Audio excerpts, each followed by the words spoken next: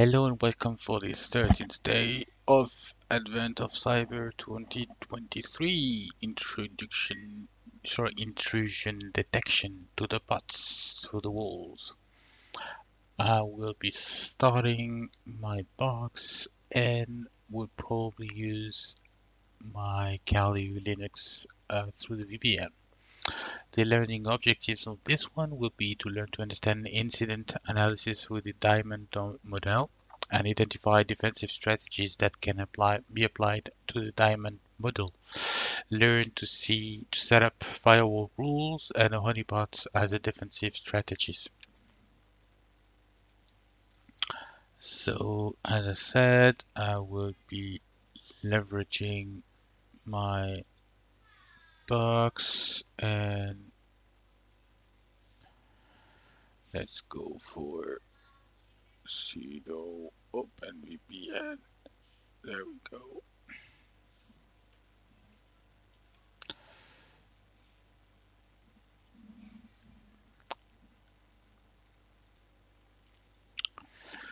Okay, the IP has been set. We are going for an SSH. SSH. Forgot the name. Van Twinkle. Van Twinkle. At this IP. Yes, and the password is Twinkle Star.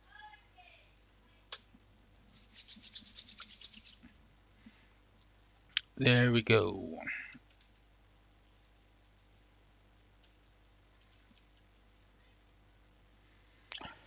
I need to be root. Awesome.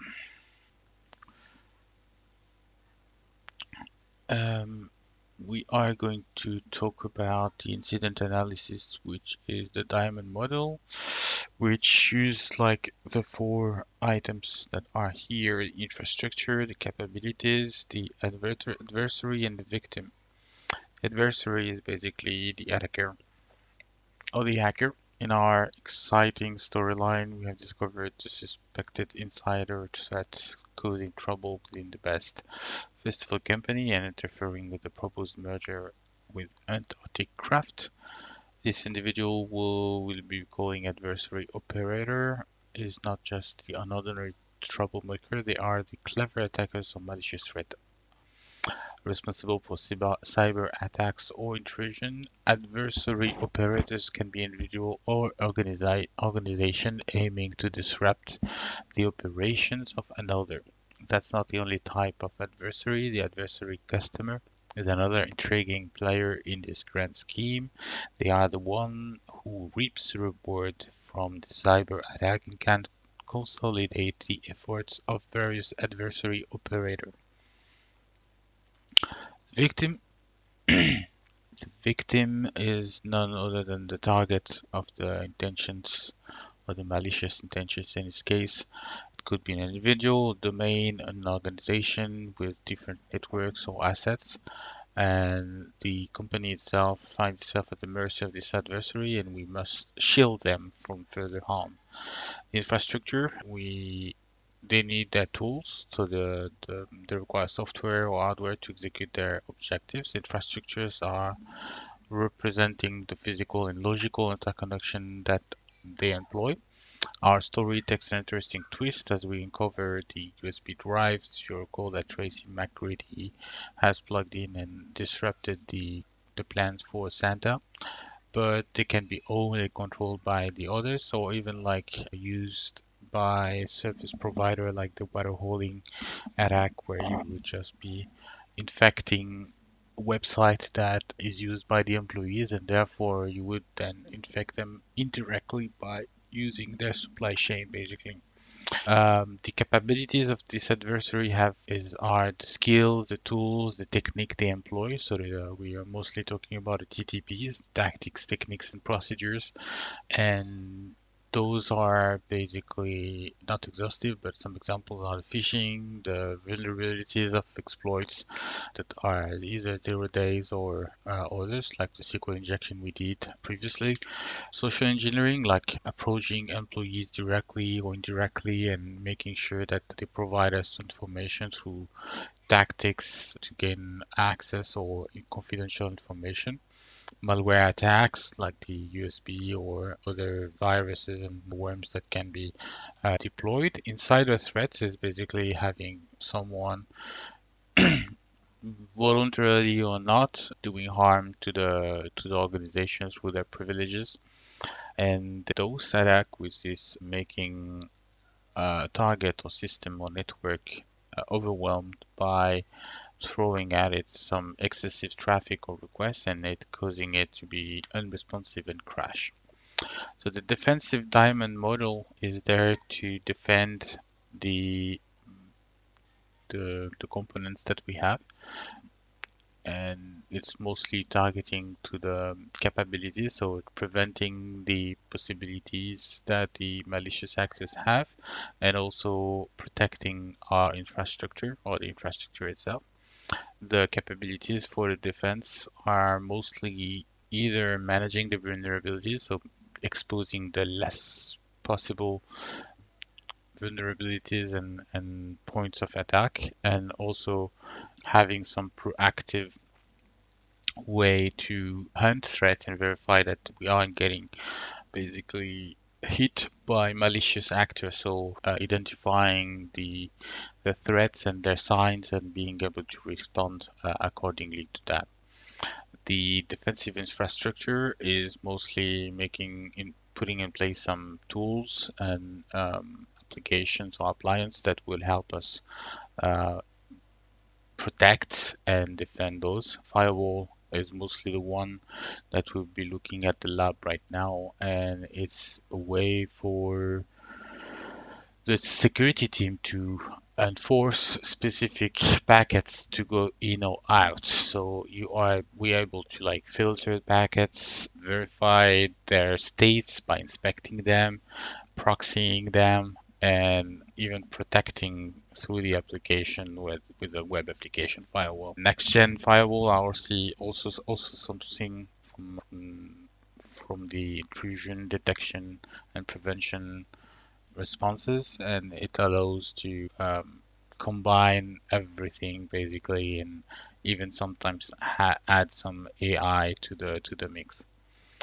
For the firewalls, we have UFW, which is the main tool that we'll be using today. It stands for Uncomplicated Firewall. And with that, we are able to block or allow some packets or ports or applications. And also we have a set of rules that we can set and then ask the firewall to respect those and identify for each packet if the packets or the request is actually allowed to go there or not. The problem is that if the rules are incorrectly configured, then there are ways for the attacker to actually go through and have access to the exposed version. Another way to infer or to get through that is to install honeypots. So honeypots are basically pieces of infrastructure that we are setting up as trap and making an illusion of something that could be vulnerable and having the malicious actors take the bait and like run their scripts or exploits to it, so we know there is actually something fishy that is going on in our network. So if we have a honeypot that is like detecting some weird scanning or weird connection or weird request, then we know that someone or some malicious actors or adversaries are basically in our networks and we are able to respond to them accordingly. honeypots can be classified in two main types: the low interaction, so those are basically mimicking simple web servers or database, and they're just like, hey, something pinging me. And you have high interaction honeypots, which are honeypots that making the deception even more complex, which means that they are providing random files, random data, stuff that makes the make believe basically for the attacker, and they are like unraveling their techniques. Okay, let me grab all the tables and run that thing and run that thing, and the honeypot itself would just like provide random data every time, so that the adversaries are not really aware that it's actually a fake one. The lab itself is allowing to provide a honeypot and how it's working. I'm not going to run it because honestly, it's really It's really like what we see in the screenshots. We set up the honeypot as we want it, like what kind of trap we want to set. And then when something pops up, then the intrusion will trigger an alert on the honeypot, and the log will be created showing the IP, the port, and the timestamp. So we are more providing um, going for what's happening here instead. Which security model is being used to analyze the breach and defense strategies? We saw it earlier, it's a diamond model. Correct. Which defense capability is used to actively search for signs of malicious activity? We have seen that it's the threat hunting. So I copied the value. Hopefully it's not going to. Yes. What are our main two infrastructure focuses? We saw that we have firewall and honeypots. Awesome. And which firewall command is used to block the traffic? And for blocking, we're using deny. And for allowing, we use allow, which is pretty easy to remember. Deny and allow, as we saw earlier. There is a flag in one of the stories. Can you find it? Okay, so that means we need to log in that box. And there is like a script within home van Winkle directory, and your task is to update the firewall rules to expose the website to the public and find the hidden flag. Going back to my box, I will check what we have. We actually have that one, so perfect. Van. I don't have access, so sudo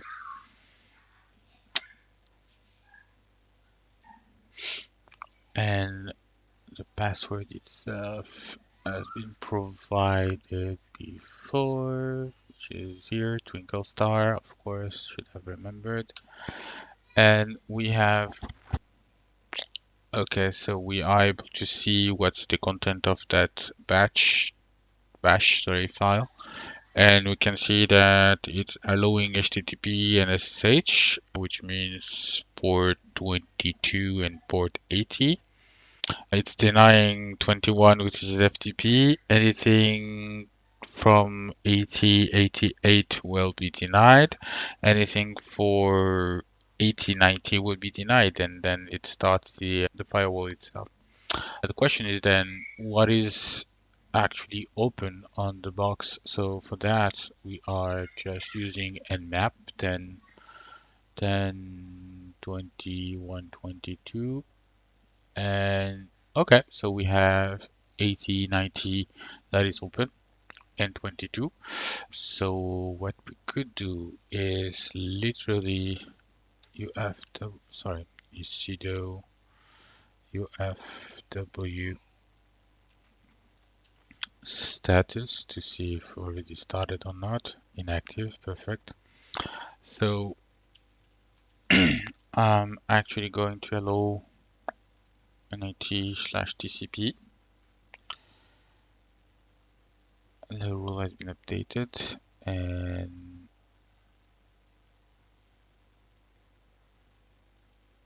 actually no, I will run that one. Sudo van twinkle.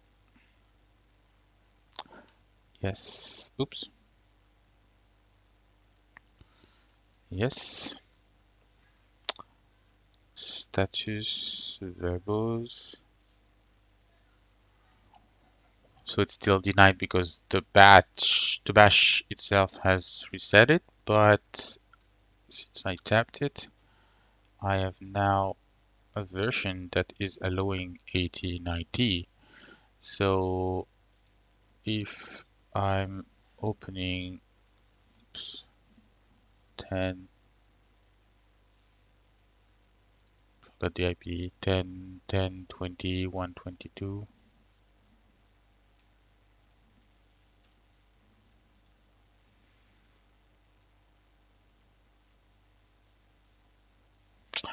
I can see my site. Yay!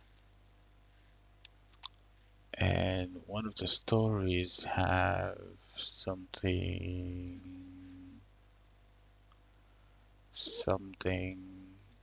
that is looking like TSM. Okay, so I am going for it.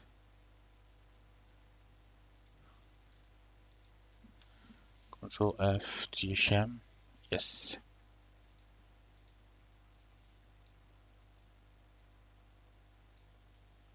Copy.